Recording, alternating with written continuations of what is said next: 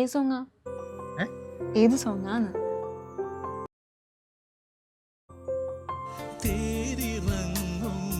Baggy പാന്റും over sized ഷർട്ടും കേൾക്കുന്ന പാട്ടും ആളായിട്ട് ഒരു ബന്ധമില്ലല്ലോ.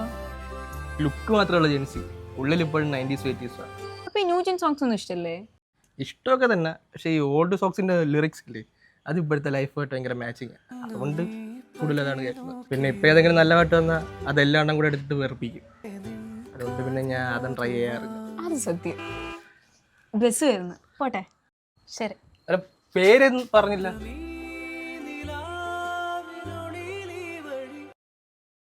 ഈ പാട്ടിലുണ്ട് എൻ്റെ പേര്.